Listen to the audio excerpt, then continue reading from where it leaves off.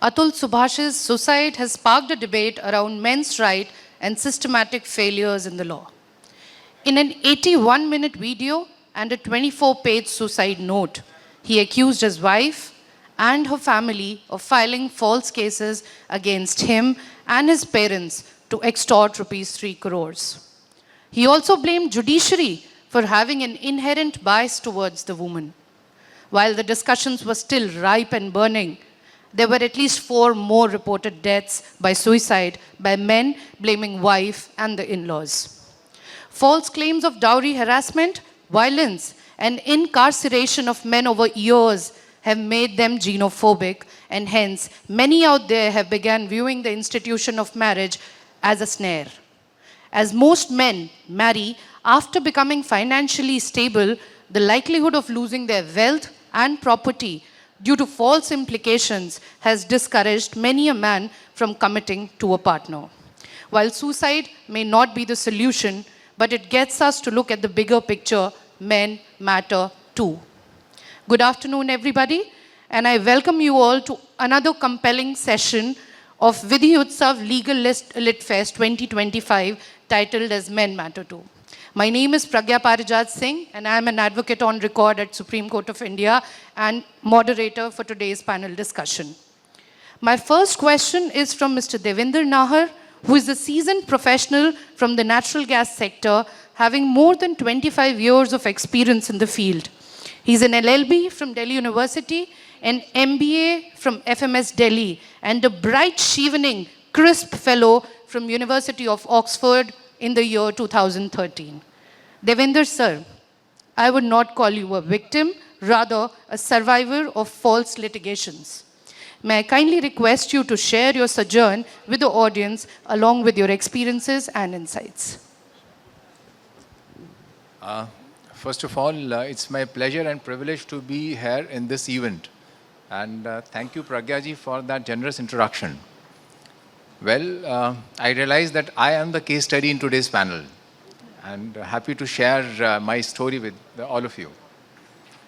So, I am the survivor of not one but 2 serious false cases hoisted upon me at 2 different points in my marriage.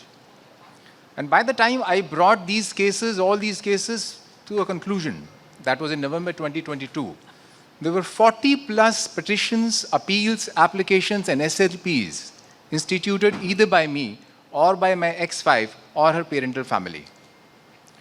The entire dispute in my case was a civil matrimonial dispute, which was given a criminal color, just in order to grab my house property in Defense Colony and the custody of my 2 children. It's very important to share that my father-in-law, ex-father-in-law, the father of my ex-wife, was a former Special Commissioner of Delhi Police and a retired IPS officer who exercised significant influence over the police administration. And to top it, her sister as well as brother-in-law, they were both practicing lawyers in Delhi. Now, the disputes, the issues between me and my wife over a period of time, they grew. And in 2014 was when my ex-wife shifted herself to Singapore, leaving behind my infant son with me here in Delhi, who was 11 months old. But soon afterwards, sometime in 2015, September 2015, she came back to India. And this time, the purpose was to execute a meticulously planned conspiracy planned by all of my in-laws. On one evening, I distinctly remember that day, that was 25th of September 2015. My wife created a fight with me. She assaulted me, fracturing the right thumb of my hand. And afterwards, using the high connections of her father, she lodged a complaint in PS Defense Colony, making allegations of dowry, domestic violence, abuse, and beating, etc. Of course, the police acted on the instructions. I was dragged to the police station and detained there the entire night with a fractured thumb. Towards the closure of the night, under the threat of illegal arrest, I was made to sign a compromise letter that I will immediately vacate my house, taking along my 2.5-year-old son there and then. I had to comply, I had no option. But subsequently, I pursued the matter vigorously at all forums and authorities possible. And soon thereafter, my wife was compelled, ex-wife was compelled, to sign a written document submitting a letter that the complaint that she lodged earlier was incorrect and stands withdrawn. Now, once this conspiracy that they hatched failed miserably, my in-laws as well as my ex-wife, they had no further basis to take any action against me.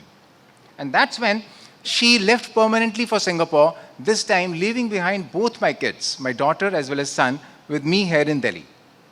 But little did I know, from 2016, when she left, till 2018, this time my in-laws were planning for something really big. And I very distinctly remember 25th of December 2018 was when she landed up here in Delhi, suddenly. And after 2 days, on 28th December, she lodges a complaint again in PS Defense Colony, this time alleging that I've inappropriately touched my daughter. And that was really traumatic and difficult to fathom. I was, as usual, summoned by the police in the police station. And when I was gone, both my kids were removed from my house, from my custody. But what my in-laws did not know at that point of time is that I had access to a personal diary that my daughter used to write. And in that diary, at one of the pages, my daughter wrote that my mother has been telling me to tell a lie about I hit her, which they would mention in the complaint. And the child, poor child, further wrote that I was not ready for something like this. So I said no, but give me more time. And but for this diary, I think nobody would believe a man's word. It was just my word against theirs. Over the next 2 days, I was threatened and blackmailed to surrender my house as well as the custody of my children. When I did not yield, 2 days afterwards, on 30th of December 2018, a POCSO FIR was lodged against me. Now this time, I did not realize the gravity of the situation, but my family, they shook me. Now I think it's high time you need to take action. And then we approached the Sessions Court for anticipatory bail. And I think all of you here would be aware then just about 1% of the cases in POCSO matters receive a bail, leave alone anticipatory bail. But I'm happy to share with you that with my circumstances and the evidences that I had, I did manage to get anticipatory bail. But my in-laws did not stop there. After securing anticipatory bail, when I went back to my house, they had changed the locks of the house, they had installed a security guard, and I was forcibly restrained from entering my own house. Further, the police did not take any action at all. And since I'm a government officer, in the days that followed, they launched a barrage of RTI applications because I'm a government servant, in my department, seeking all kinds of information and denigrating my image and reputation. And that's where was born a battery of litigations, which ended into more than 40 plus litigations at that point of time. That, I must say, when I look back, it was 4 years of a traumatic and tough battle in our so-called temples of justice. I have argued as a petitioner in person from the district court to the high court to the Supreme Court. I fought ferociously with all the energy and spirit at my command. It was a fight to restore my dignity from a demeaning allegation leveled upon me. And it was a fight to protect my children from the inhuman abuse that they were going, for the love of my kids. And finally, after 4 years, I did manage to get the matters settled and quashed in the Supreme Court of India under the jurisdiction under Article 142 exercised by the Supreme Court. But I must admit, when I look back, this grueling ordeal, I did definitely undertake it, but it took its toll on my health. And I was reduced by the time it ended to a skeleton of mere 49 kgs. There are several other things which I would not mention at this point of time, but that's, ladies and gentlemen, is my story in brief. And thank you so much for listening. I'm really thankful to Oakbridge for having invited me here, and I hope you will draw your own lessons and learnings from this story. And thank you, Pragya, as well as this session, for bringing me here to share this. Thank you once again. Thank you, Mr. Nahar, and I'm extremely sorry to hear about your harrowing experience. But at the same time, I would say that it is deeply commendable that you've come out brave. आपने अपनी लड़ाई बदस्तूर जारी रखी, आपने give up नहीं किया, और मुझे लगता है ये बहुत लोगों को एक उम्मीद की किरण दिखाएगी जो ऐसे परिवेश या परिस्थिति में है. Moving on, my next question is from Ms. Deepika Narayan Bharadwaj. Ma'am is a celebrated journalist, Indian documentary and filmmaker, and a champion of men's rights. Her documentary, Martyrs of Marriage, charted out real-life instances of Section 498A anti-dowry law abuse. Ma'am, you are a ground-root activist who has spent more than a decade fighting for rights of men. You have often been dubbed as anti-woman, and you have received trolling both online and offline, and sometimes death threats too. However, this has not deterred you from keeping up the good work. You've shown real-life stories in your documentary film. What has been your experience in matters as such, and what loopholes do you think you find in the criminal justice system or system? Thank you so much, Pragya.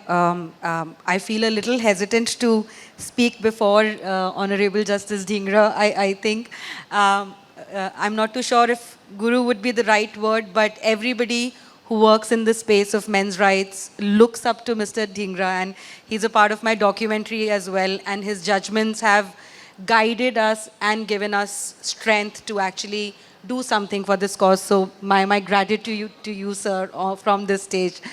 Pragya, you're absolutely right. I've been called anti-women. I've been called a misogynist, and all of those upadhis, I think I would say, have been given to me.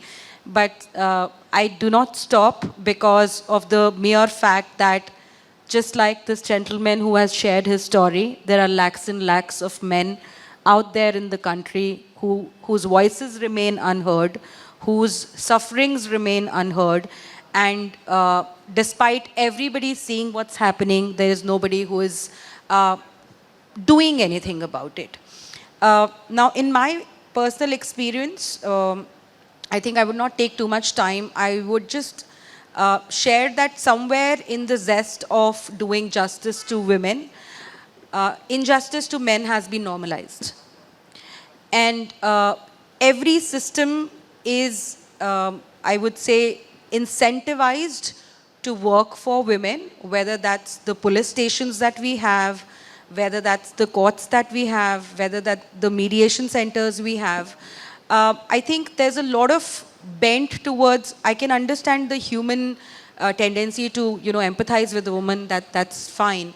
But somewhere, working for women, even if that is going against a man who is an innocent person, is kind of incentivized, and that's why the entire system is becoming, I personally feel, more biased than ever before.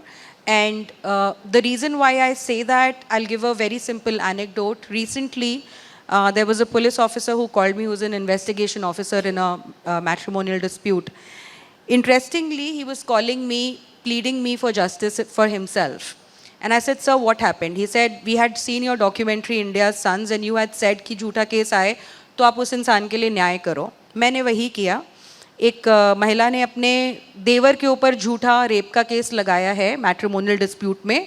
कह रही है कि 3 साल पहले मेरे साथ ऐसा हुआ, और हमने कहा कि किस दिन हुआ, तो जो डेट उसने बताई उस दिन दिवाली थी. तो हमको समझ में आ गया कि ये झूठा है, तो हम लोगों ने उसके देवर का नाम निकाल दिया और हमने 376 निकाल दी. तो जब हम लोगों ने चालान पेश किया तो जज ने मुझे बोला कि तुम्हारी हिम्मत कैसी हुई कि तुम 376 इसमें से निकाल सकते हो. मैं तुम्हारे खिलाफ कंप्लेंट करूंगा डीजीपी को. सो when I say incentivising, if you are filing a charge sheet, if you are letting everything go, no matter how much of a lie it is, nobody is going to ask you question. In fact, you may get promoted. But if you raise these questions that there's sheer injustice happening, you may have to pay a cost yourself. So, summing it up, from the documentaries that I've made, Martyrs of Marriage and India's Sons, with my conversation with retired judges, with my conversation with former law ministers, with my conversation with police officers, everybody says that we are seeing what is happening around, but we do not have, nobody can do anything about it. I don't know why they say that, but that's what they say. Thank you for sharing your inputs, ma'am. I'll again come back to you with a couple of other questions. My next question is from Ms. Neena Gupta Bhasin, ma'am. She's presently managing partner of law firm Bhasin and Company and has a thriving practice across all the courts in Delhi. She has been an executive member of Supreme Court Bar Association for 2 terms and was elected as a member of Gender Sensitization Committee of the Supreme Court from 21 to 2023. Ma'am is currently also serving as a nominated member of the said committee. Ma'am, you've been an ace lawyer and an accredited mediator at the Apex Court. What has been your experience as a mediator in family disputes over years in Supreme Court? Thank you, Pragya. Is it working? Yes. Thank you, Pragya, and thank you for a very, very generous introduction. I would like to begin to say that if Eve did not have Adam, then all of us would have not been here. So therefore, I would vote for the motion that yes, men matter too. But at the same time, I would also like to say that gender-neutral laws are really not required at the moment, because laws which have been made, I'm just a little out of the subject. No problem. But your question, but laws which have been made, they are actually made, they are women-centric laws because we require them in our country, we require them worldwide. Because women have been suppressed from years, ages together, and therefore these laws are necessary. And of course, men have their own recourse to laws, and they can obviously, look for filing cases. If there are malicious cases, laws are there. Then there are gender-neutral laws also, where men can take recourse to. Now, having said that, I would go to my mediation topic. And yes, as a mediator, I have come across cases where women they file cases which are, I would say, they use cocktail. I use the word cocktail because it is a cocktail of provisions which they invoke. And they are like 498A, and then they have this domestic violence provisions under the Domestic Violence Act, then Dowry Protection Act, then Section 125 of CRPC. This is, I say, cocktail. They all, I've seen standard that they all invoke these sections against their husbands. I really don't know how far there is a truth in what they say, because that is for the courts to investigate. But as a mediator, when I come across, I feel that there is some kind of a standard practice. Maybe they are advised to do so by lawyers, or they really genuinely feel so. What they've gone through, so they are actually, invoking what they've gone through.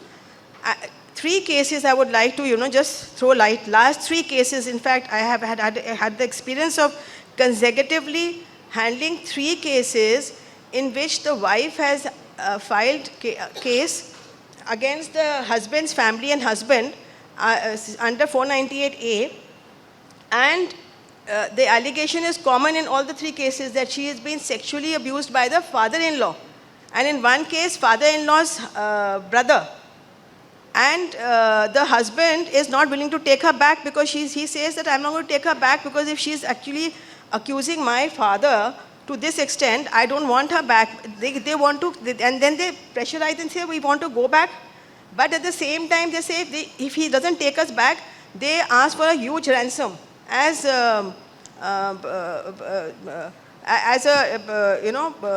maintenance. So it is very difficult to mediate. I find, I'm a mediator, but I find it very difficult to mediate when these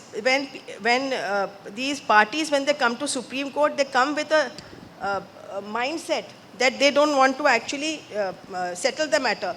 In fact, in some matters, I have come across when the parties, when the first mediation session, they come and tell us, ma'am, we don't want to, mediate. We don't want to settle this matter. Please send us back to the court. We want an order from the court. Because finally what happens is, when the parties come to the Supreme Court, they are in the last court. Oh. It doesn't work if it's from that distance. A little closer. So now it's okay. When the parties, when they come to the Supreme Court, it's the last court. So they say that we have already come to the last court. Why should we, settle the matter? We want a judgment. So half the time they want to please send us back. In the first session only they start, they're reluctant to kind of, talk or even, negotiate, do anything at all. Anyway, I like to see that the impasse is kind of breaks, and we are trying to take few sessions. We go through 6-7 sessions each time, but very often they are not willing and they go back to the court. And I would like to point out that orders which the court passes without giving reference to the case, despite this, like one of the orders which I have got from the court is, we take notice of the fact that marital life of the parties is just about 4 months. In such circumstances, there is no point in wasting time in such type of litigation. Parties to sit together and part ways honorably. Matter be referred to mediation center for this. This is a Supreme Court order? This is a Supreme Court order. And the parties have come to the mediation center, and despite this order, they're reluctant to settle, they're reluctant to talk, they're reluctant to have a divorce. And the court feels that this is an irretrievable case of marriage, irretrievable marriage. It cannot be, and under Article 142, the courts are passing orders where courts are dissolving such marriages. But when they come to mediation center, they don't want to actually settle the matter. So 4 months of marriage, 7 years of litigation, but still they want to fight and do Absolutely. not mediate. This is the status at Supreme Court. It is It's actually, worth pondering. it is the state of mind of the parties, and how they get the state of mind is either they have suffered or they have been advised by the lawyers. I am a lawyer, but I am still saying this, the lawyers may be intervening a lot, interfering in their entire negotiations. And despite all this, they are, they're not willing, the mindset, they know mediation is a very cost-effective means of settling matters. Instead of paying to the lawyers and, going from running from court to, from pillar to post, they can settle the matter and have a more peaceful future. But they are not willing to settle the matter. Thank you for sharing your insights, ma'am. As a lawyer, there have been a couple of clients that reached out to me, and they shared their experiences of domestic violence. And many of them randomly come and say, you never tell us to lodge a rape case or a sexual harassment case against our father-in-law or our brother-in-law. So I say that, there's a Almighty who's watching it, and I personally, in my endeavor, try not to, in the guise of taking a revenge from the opposite side, make it ugly. So I think it is a duty incumbent upon the advocates also that they should counsel their clients well. Sorry for bypassing the protocol. Logically, we should have started with Honorable Justice Dhingra, but there was a reason as to why, जैसे कि एक सीढ़ी बनी है और हम आखिरी में जजेस के पास जाते हैं और कानून के द्वार खटखटाते हैं. Moving on to my next question from Justice S.N. Dhingra, I'll just give a brief introduction about Sir. Sir joined the bar in February of 1976. He practiced in lower courts and Delhi High Court across different type of matters. He did criminal matters, company matters, labor and civil matters. Sir edited Matrimonial Law Reporter from 1977 to 1987, became an advocate on record in the year 1984, worked in the Matrimonial Court, Designated Tada Court, Special 1984, Rights Court, Appellate Courts of MCD, Rent Control Tribunal, and Special Courts under POTA. Sir worked as a district and session judge, Delhi from 2005 to 2006, and was eventually elevated to the bench of Delhi High Court on 28th February 2006. Within his tenure, Sir has authored various landmark judgments relating to matrimonial disputes. Sir, let us begin by addressing the bigger question. What does gender neutrality means? What sort of framework and mindset goes into making of such laws? Do you think the time is ripe when judiciary should proactively take initiatives towards making gender-neutral laws in our country, sir? Panelist और यहाँ बैठे जितने भी श्रोतागण हैं, आपका topic है main matters. Before whom men matter in society. But I think your topic is men should matter before courts. लेकिन आज की अवस्था ये है कि nobody matters before courts.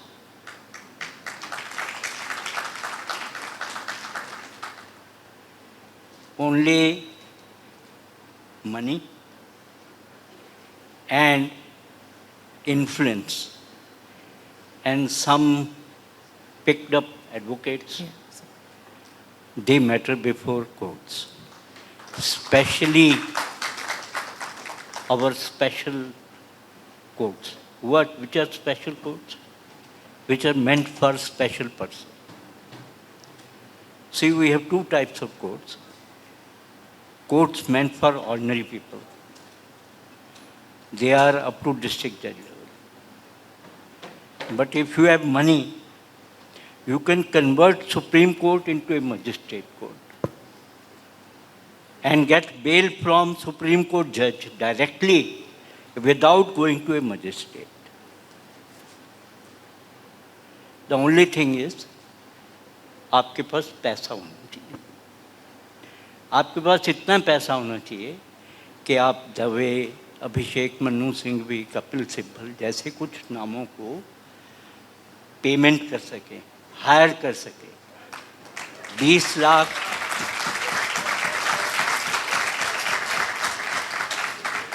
Lakh या उससे ज़्यादा की फीस दे सकें. आपके साथ जो विक्टिम हैं, इन्हें अपनी एफआईआर क्वैश करने के लिए सुप्रीम कोर्ट क्यों जाना पड़ा? और ये सफल क्यों हुए? एक ही कारण से, क्योंकि इनके पास पैसा था लड़ने के लिए. आप उस आदमी का हाल पूछिए जिसके पास जो नौकरी करता है, उसे अपने माँ बाप भी पालने हैं, पत्नी और बच्चे भी पालने हैं. लड़ाई हो गई, पहला तो उसका होगा भैया माफ़ कर दो, जो हुआ छोड़ो, झगड़ा बंद करो. नहीं तो वो ये अफोर्ड नहीं कर सकता कि वो नीचे की अदालत में जाए. आप तो ऊंची अदालत की बात कर रहे हैं. ये तो जुडिशरी का ऐसा हालत कि मैं आपको बता नहीं सकता. अगर मैं कहानियाँ नरेट करूं तो कई दिन चाहिए, लेकिन फिर भी एक छोटी सी कहानी मैं आपको बता दूं. सबसे पहला कोर्ट मेरे सामने मैट्रिमोनियल कोर्ट ही था. उसमें एक वकील साहब, लेडी एडवोकेट थी, उनके बेटे का केस था. उनके बेटे की शादी कटक में एक बिजनेसमैन की लड़के से हुई थी. ट्रांसपोर्टर था वो बहुत बड़ा. नहीं बनी. मैं उन कारणों में नहीं जा रहा, क्यों नहीं बनी, क्या कारण था डिवोर्स का, वो एक सब लंबी कहानी है. मेरे पास जब था, केस चल रहा था, मेंटेनेंस फिक्स थी. वकील साहब हर महीने मेंटेनेंस लेने आते थे, हर कुछ महीने बाद मेंटेनेंस बढ़ाने के लिए. लेडी एडवोकेट ने अपने बेटे को दुबई भेज दिया और पावर अटॉर्नी लेके खुद ही लड़. उनके वकील थे मिस्टर जोसेफ, जो प्रेसिडेंट थे 30,000 बार एसोसिएशन के. और दूसरी तरफ भी अच्छे खासे वकील थे. एक दिन मिस्टर जोसेफ मेरे चैम्बर में आए. मैंने कहा बोलिए क्या हुआ? कहने लगे कि मिसेस दीवान, उनका नाम था, को जस्टिस रंगनाथ ने अपने चैम्बर में बुलाया. जस्टिस रंगनाथ सुप्रीम कोर्ट के जज थे, बाद में वो चीफ जस्टिस भी बने. और उनके सामने एक एग्रीमेंट रख दी कि ये जो है आप इसको साइन कर दीजिए, वरना कटक के अंदर आपके खिलाफ 406 और ये केस चल रहा है 498, आप अरेस्ट हो जाओगे इस तारीख तक और आपकी बेल नहीं होगी.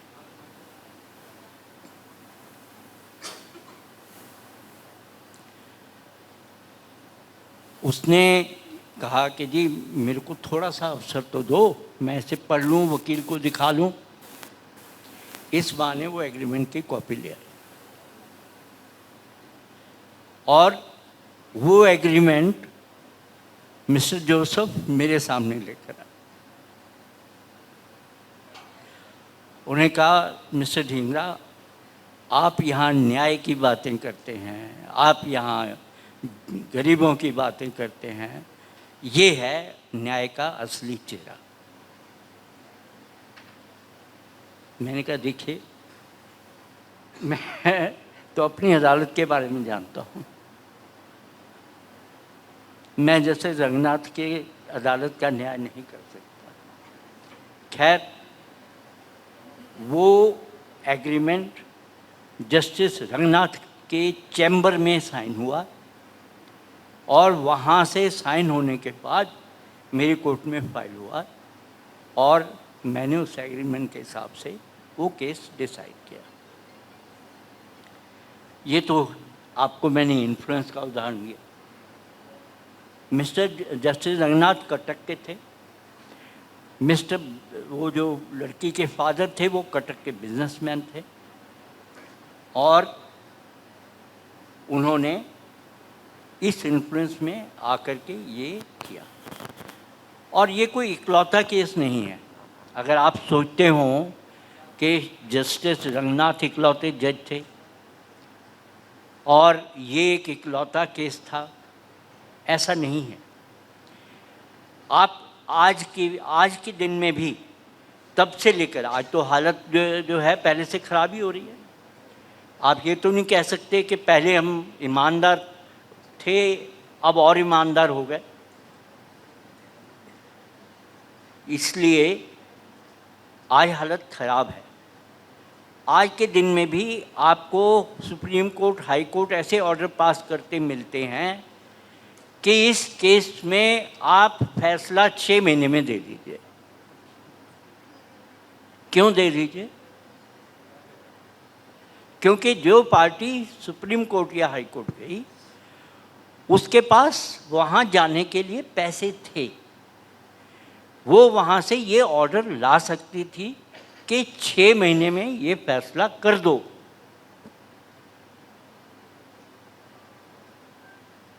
तो ये ऑर्डर बड़े कॉमन है, पहले भी होते थे, आज भी होते थे।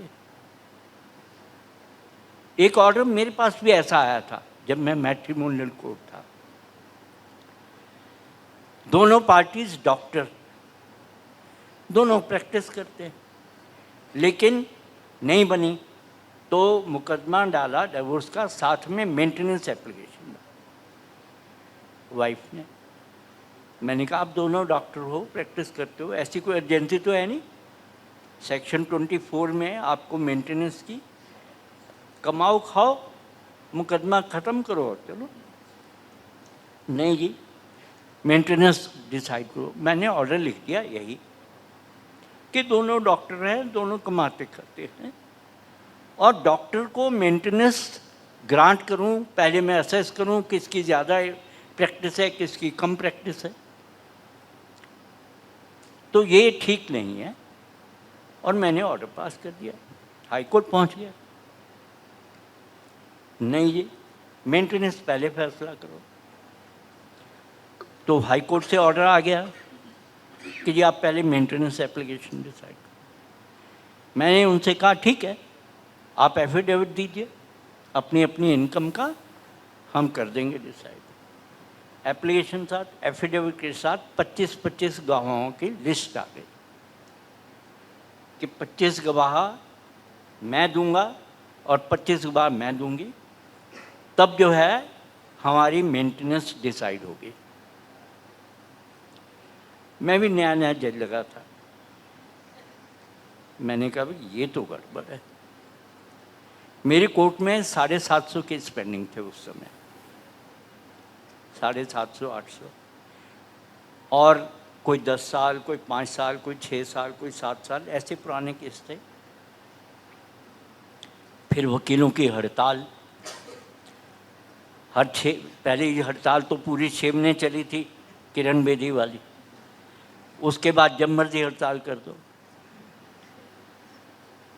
तो मैंने जब 25-25 की लिस्ट देखी तो मैंने अपने कोर्ट में जितने पेंडिंग केस थे उन सब का लाइफ टाइम और वो लिख करके फिर ऑर्डर पास किया कि मैं इनकी मेंटेनेंस एप्लीकेशन डिसाइड नहीं करूँगा, क्योंकि it is contrary to the constitution. मेरी ड्यूटी ये है कि मैं हर आदमी को इक्वल जस्टिस दूँ। मेरे पास इतना टाइम नहीं है कि मैं एक मेंटेनेंस एप्लीकेशन डिसाइड करने के लिए अपनी कोर्ट में पेंडिंग 10 साल से पेंडिंग केसेस को स्टे पर रखूं और आपके ऑर्डर के हिसाब से 6 महीने में ये डिसाइड करके भेजूं।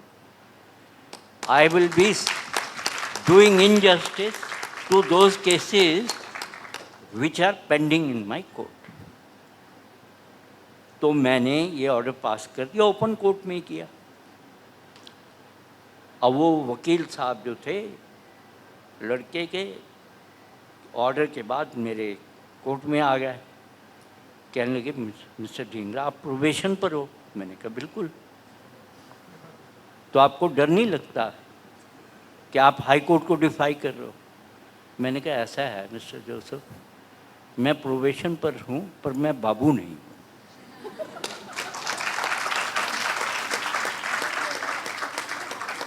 मैं जज हूँ और जब तक मैं इस कुर्सी पर हूँ जज का ही काम करूँगा। बाबू का काम नहीं कर सकता कि मैं डर जाऊँ और आपके कहने के हिसाब से काम कर दूँ। मेरे पास संविधान है, कानून है, मैं कानून के हिसाब से काम करूँगा।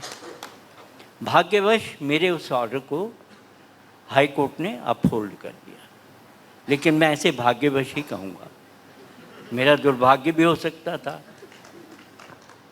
तो एक चीज़ और,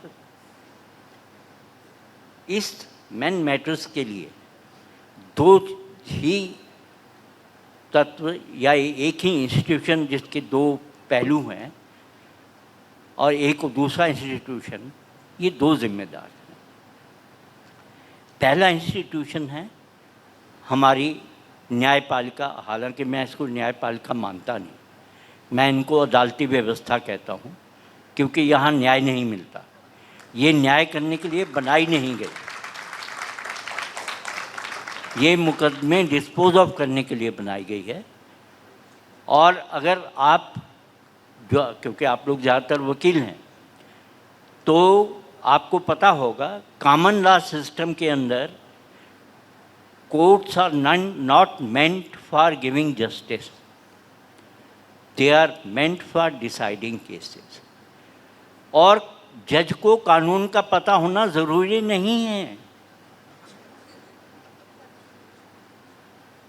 एक आम आदमी को लिए ये माना जाता है कि he is supposed to know law, लेकिन एक जज के लिए ये नहीं माना जाता कि he is supposed to know law.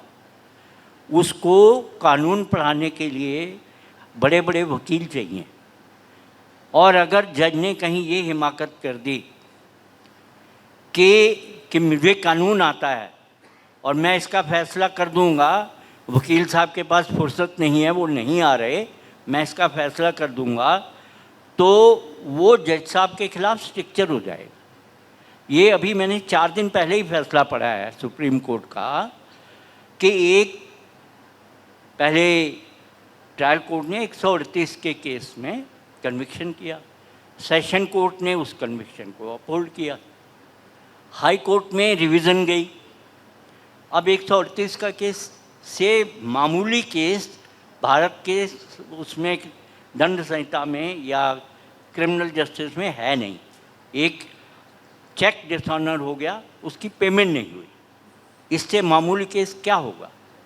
इस मामूली केस के ऊपर क्या लॉ लगता है, इसको जानना हर जज जानता है जहाँ तक मैं सोचता हूँ, लेकिन हाई कोर्ट के अंदर दूसरे वकील साहब ने पेश नहीं हुए, आवाज़ लगा दी, कॉल कर दिया, नहीं हुए पेश।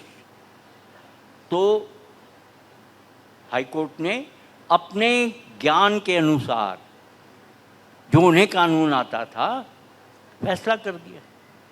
सुप्रीम कोर्ट का भी 2 दिन पहले ही फैसला आया कि आपने बिना सुने फैसला कर दिया। भाई सुनने के लिए वकील को चैम्बर से घसीट के ले आओ, तब जो है आप फैसला कर सकते हो, नहीं तो नहीं कर सकते। मतलब मुझे इतना अफसोस हुआ अपनी न्यायपालिका पर कि और ये कहते हैं हम केसों को जल्दी डिस्पोज ऑफ करेंगे। तो मैं ये कह रहा था कि हमारे देश के अंदर अगर कोई एक संस्था सबसे ज़्यादा जिम्मेदार है तो वो है न्यायपालिका। अब न्यायपालिका में आप नीचे के जज को ज़रा भी छूट नहीं देते कि वो अपना माइंड अप्लाई करे। आप कहते हो नहीं नहीं मैंने फैसले दे रखे हैं, उसी हिसाब से करो। मैं जब मैट्रिमोनियल जज बना तो मुझे बड़ी हैरानी होती थी कि हर डाइवोर्स पिटीशन में लगभग एक जैसे ग्राउंड। तो एक बड़े मशहूर वकील थे डाइवोर्स के, सूरी, उनका अपना तलाक हुआ, उन्होंने वकालत की और वकालत शुरू करके तो उनको मैंने बुलाया, मैंने कहा भाई ये क्या है, आप लगभग सारे वकीलों के पिटीशन में लगभग एक ही ग्राउंड होते हैं। कहते जी हम तो ग्राउंड सुप्रीम हाई कोर्ट और सुप्रीम कोर्ट की जजमेंट से लेते हैं, वहाँ जिन ग्राउंड के ऊपर डाइवोर्स अलाउड है उन सब को लिख लेते हैं, फिर पार्टी को बताते हैं कि क्या कहानी बनानी है।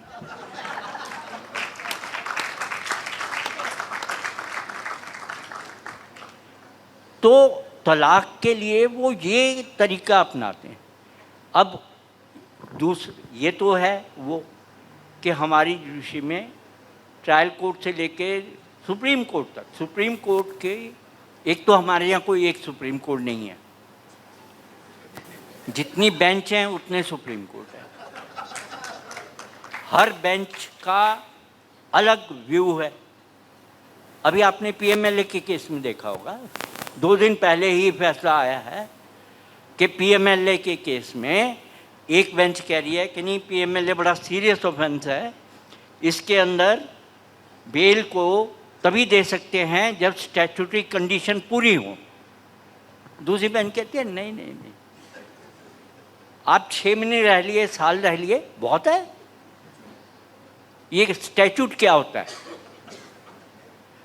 तो ये सुप्रीम कोर्ट जब तक ये कहता है कि स्टैट्यूट क्या होता है, तो मुझे लगता है पार्लियामेंट के भी हाथ बंधे रहते हैं। वो क्या करे, वो कानून बनाती है किस लिए कि इस कानून के हिसाब से आप फैसले दोगे। आप कानून को इंटरप्रेट ऐसे करते हो कि आपको जो है फैसला अपनी मर्जी से दे सकते। तो ये एक ऐसी व्यवस्था है जिसके अंदर ना तो पार्लियामेंट की पूरी जिम्मेदारी, मैं सोचता हूँ कि आप जेंडर न्यूट्रल बना लीजिए कानून, उसको जेंडर बायस्ड कन्वर्ट करने में बिल्कुल टाइम नहीं लगेगा।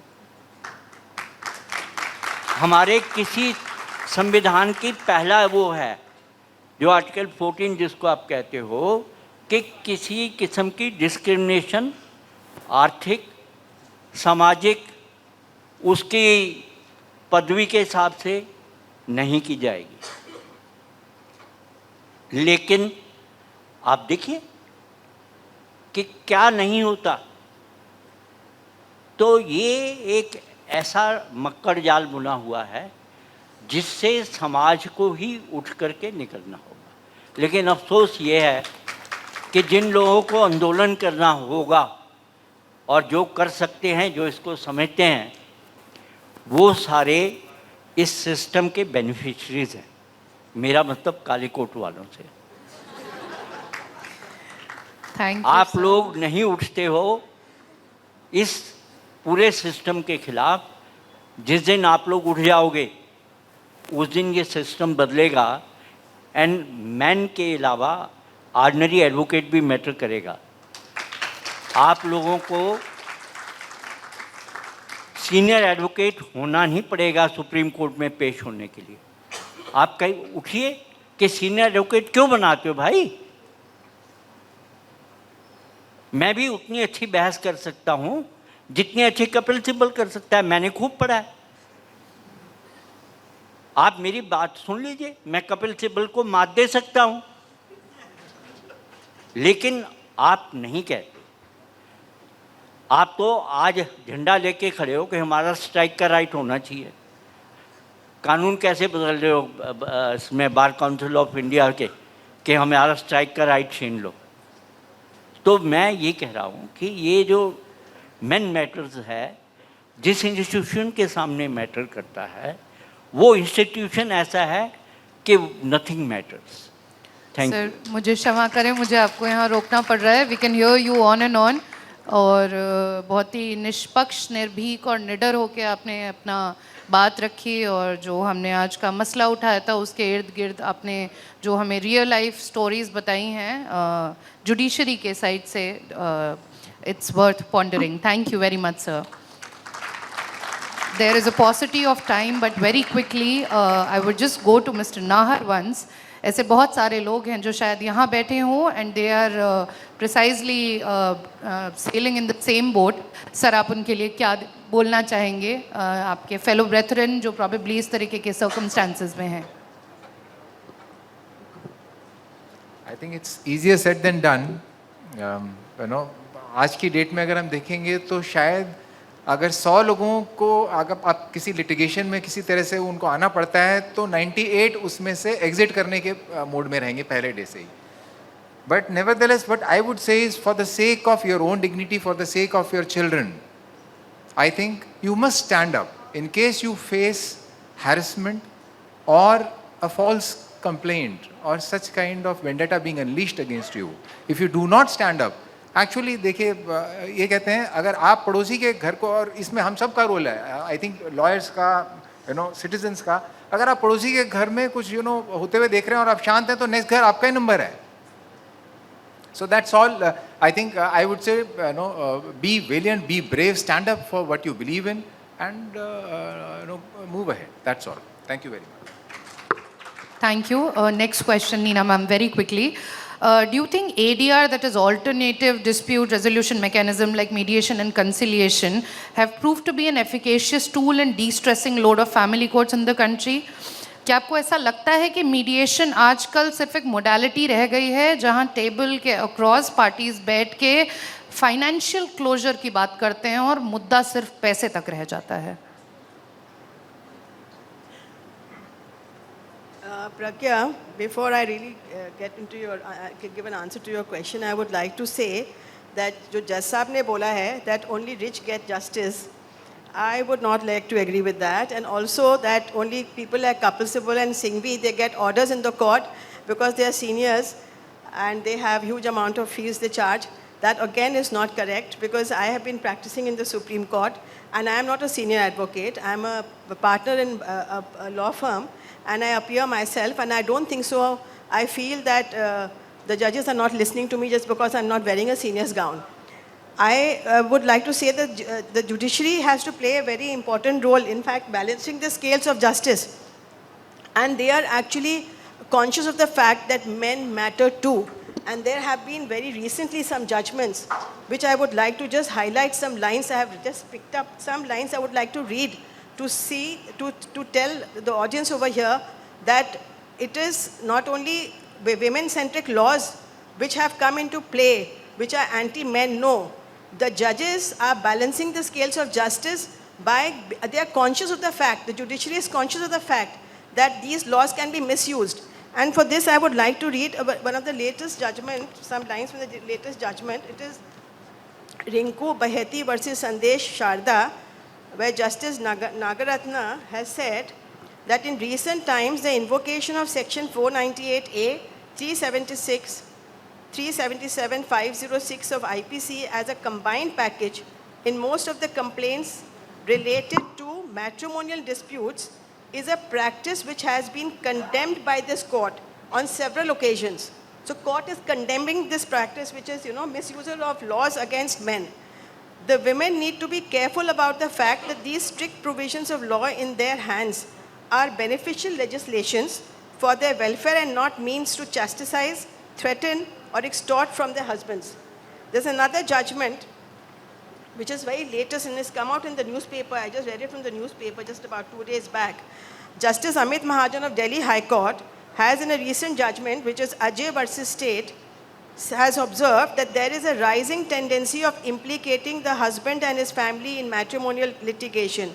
The court observed that although Section 498A of IPC was introduced to combat harassment to married women, however, it is noted that the same is now being misused as a tool to harass the husbands and his family members under the advice of counsel. While observing so, the High Court clarified that it is not blind to the ground reality of deeply rooted social evil of greed for dowry, etc., and which women are, are victim and they are being harassed. However, in the matters where vague allegations have been made and belatedly filed, continuation of proceedings would be an abuse of process of law. And in the newspaper, of course, there is written more that lawyers also, they are instrumental in seeing that these kind of allegations are made, and maybe they are not true. So courts are conscious of all this, and we should really not condemn courts. And apart from that, I would also like to mention that Justice Nagaratna recently has also observed in one of her judgments that while husbands are primary providers, they should not be merely viewers as ATMs, but as partners ensuring their spouse's financial security. Another thing, the gentleman over here, he has had a hard time and he has really won a battle. But I don't think so just because he was moneyed that he got an order in his favor. Because he had merit in his case, so he got an order in his favor. Because the way he told about his story, the other side was very influential also. And they were very influential as well as they were also moneyed. So he got an order from the court. He finally got justice from the court only because he had a merit in his case, not because he was moneyed. And then coming to your question, whether how successful is mediation, I was just I just went through the internet and I was finding that about 80% of cases, they get settled through mediation, matrimonial cases. I do not know how far the statistics are correct. But yes, in the Supreme Court, when it comes to Supreme Court Mediation Center, I would not say the statistics are same for the Supreme Court Mediation Center. But when I went for my training as a mediator, I went to lower courts like Rohini Court and Saket Court for training, where I was working as a co-mediator, and there I found that the rate of success rate of mediation was pretty high as compared to Supreme Court. So the mediation is definitely, a very good means of alternative dispute redressal mechanism, and it is also very cost effective. And apart from that, I feel in the Supreme Court recently we had Lok Adalat in 2024, and it is also, I feel, is a means of conciliation with the judges intervene and they intervene and they to settle matters. And over a period of 1 week, about 1,000 cases were settled, including these matrimonial cases, which is a very, very high success rate. And I feel that judges, the court should take more initiative to hold these Lok Adalats, because in what happens in Lok Adalats, the parties come, but they're not influenced by the lawyers. But in what happens in mediation, the parties, they are influenced by the lawyers. And that is why they go back to the court. Therefore, I feel Lok Adalat, which is an overall umbrella, which is I say it's a daddy mediation. That should be, that is very successful and should be held more often in all courts. Thank you very much. Thank you, Neena ma'am. She sees a lot of hope, and it's amazing how we have an array of opinion in this riveting and compelling panel discussion that we are having. Last question to you, ma'am. This is Suraksha hi bachav hai, prevention is better than cure. Lately, many families are entering into prenups in order to avoid future litigations. Do you think this is endangering the institution of marriage itself, which was seen as a sacrament or a union of soul or body? I'm not too sure how much I can actually speak on that question, because prenuptial agreements are not acceptable in India. They are not valid in India. But I just wanted to sort of go back to what the discussion before. I think, Neena ma'am, we are in 2024, and I don't think so we can any longer say that women have been oppressed for centuries, and hence men can be subjected to the violence or abuse or the injustice they are being subjected to. We need to do justice to women And we need to do justice to men also. These are not opposite to each other, they are in complement with each other. If we say that we do not need gender neutral laws at this time, then when exactly would we want them? We are seeing men like Atul Subhash dying every single day. How many deaths do we want where we would think that now it is time for gender neutral laws? We have set progressive laws for women so that this future can be very safe for women. Why can't we set progressive laws for men so that future can be safe for men too? And ma'am, you cited some judgments by the Supreme Court. I'm sorry ma'am, please do not take any offense. We have been seeing these judgments since 2002. It has been 22 years. How long will you say that the law is being misused? Mr. Nahar did not get justice, ma'am. If a man sexually abuses a woman, he needs and he should be put to the highest punishment. But if you are pushing a man to settle a case where he was falsely accused of sexually abusing his own daughter, well, that woman should have been punished and that would be justice. Every woman who is subjected to sexual abuse, or I would say dowry or physical assault, her husband should be punished. The law has been misused so much that 498A has reduced itself to a joke. How long will we accept abuse of laws? There has to be a deterrent.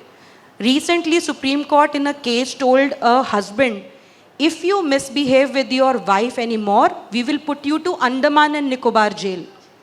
Women daily and almost every time in high courts and Supreme Courts have flouted the orders of the honorable courts, contempt after contempt. I am right now in touch with victims whose wives in custody matters have violated or contempted 40 times, 50 times, and the court says nothing. If the court has the power to tell a man how to be, it should have the power and gumption to tell a woman how she should be. And that is what justice is. That is what equality means, and that is why I said men matter too. Prenuptial agreements, Pragya, are not accepted, but I think it would be a welcome step because we have couples who are educated today. They want certain things from their life. If their marriages do not work out, I think it's a wastage of time to waste your entire life in litigation. If there can be something that can be brought that can put some sense into these litigating husbands and wives who fight for 14, 15, 20 years, and I don't know what they get out of it. If there can be some mechanism that can put a semblance of, hope in this litigation, I think that's much needed. Thank you, ma'am. So we may agree to disagree, but this was exactly the purpose to bring out different opinions about the topic, Men Matter Too. Thank you so much for being here. Thank you to all the panelists for sharing your experiences and insights. Thank you, Oak Bridge Publication, and good luck to Vidhi Utsav. Thank you so much. Can we have a round of applause, please?